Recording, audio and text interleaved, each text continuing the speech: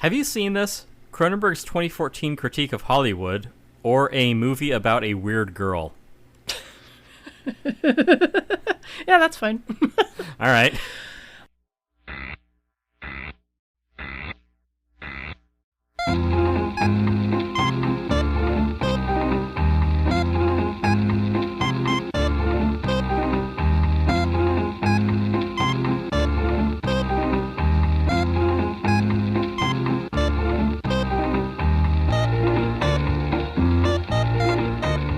Welcome to Have You Seen This? The world's only podcast about obscure, overlooked, and misbegotten media. All discussions will be spoiler heavy. You have been warned.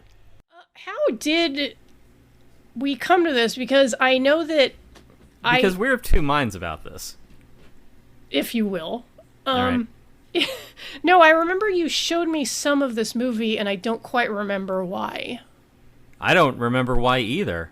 Was it Julianne Moore? Like, Julianne Moore is really fucking good in this? It probably was because she plays such a I don't want to say Cunt. singular, but such a particular character. They're cunt. like, oh, she's so good. I hate this woman. The She's world's so awful. biggest cunt. Right, yeah, the world's biggest hole, Jen.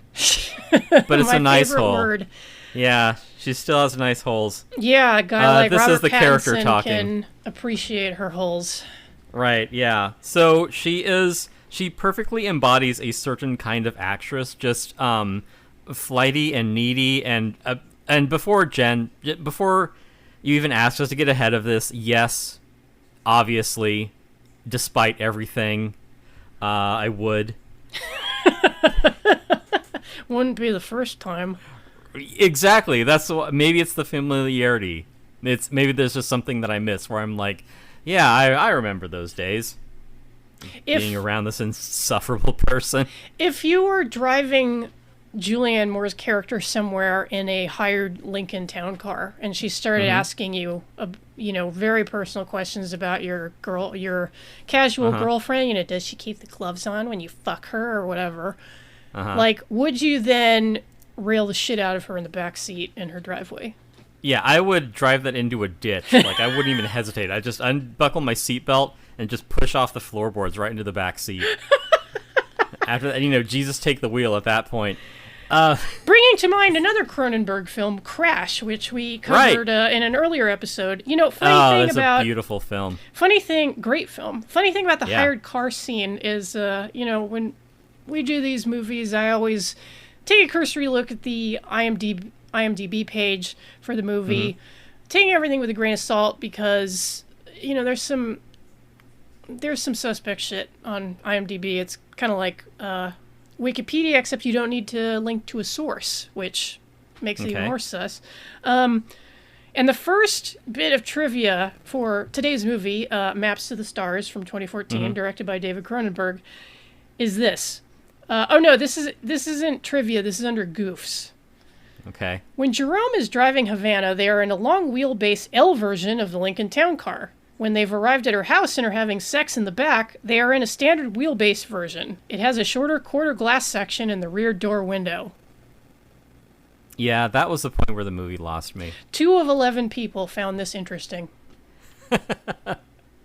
Hey, real Carfax. Just post that there. They'll appreciate it. As Mike would say, I sure hope someone got fired for that blunder. Mm-hmm. But we're being glib about a movie which I really kind of loved because it's very cold and fucked up, just like a Cronenberg film ought to be. Just the way you like it. And there was a point when I was watching it when I felt nausea, but it was a kind of mental nausea. Okay. Like very cerebral. Right, yeah. I mean, Cronenberg has the reputation for body horror, but apart from a burn victim in there isn't a whole lot of that. There's people who are... I'm going to blow your mind, man. There are people who are fucked up on the inside. And yet, it's in spite of the coldness and detachment of a Cronenberg film, his shit still rings true. And when he takes aim at Hollywood... there's a lot that you recognize in it if you know anything about Hollywood, if you spend any time in certain parts of LA. That is definitely the Julianne Moore character, who is a standout in this because she just definitely brings to mind a particular type of person, a particular type of actress. I don't know, needy, insecure, just a bundle of problems. Mm-hmm. Actresses. Why am I dividing it up? Like it's that's it. There are there's another point that I wanted to bring up because there are a lot of great characters, a lot of great actors in this, a lot of great acting. The one thing that I want to say too is that this movie is, because it brings her up enough to the point where she makes a cameo, it's kind of about Carrie Fisher but not. Yeah, in a way, that you could read it that way. Yeah, it's sort of it's the story about the fucked up daughter of a more famous, more successful actress, because that's Julianne Moore's character in this. And fittingly enough, Carrie Fisher, the person, is the inciting incident in this movie. Yeah, and appears as herself. Right, yeah. Rest in peace. Yeah, doing her thing. I think she might even have had her dog with her. Yes. Yeah, there's a dog in the scene that she's in. And that ties to I guess the protagonist, Agatha, who's the aforementioned burned girl, because she is also kind of the fail daughter of this successful Hollywood power couple of a self-help guru charlatan and his wife and their child actor son, who is a piece of shit. Right.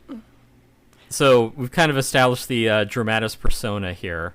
I mentioned that because, like I said, it's about Carrie Fisher but not, and I'm kind of wondering, like, where did this come from? Like, where did this idea, where did this story, like, what was the thing that it's trying to address? And I want to say it's sort of abstractly based on just the Carrie Fisher notion of being the fucked up daughter of success, I guess.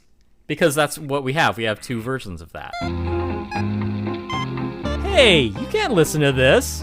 If you want to hear the rest of this episode, you gotta head on over to patreon.com/haveyouseenthis. And for only $5 a month, you'll get the rest of this episode, plus one more every month, plus over 50 other patron-only episodes.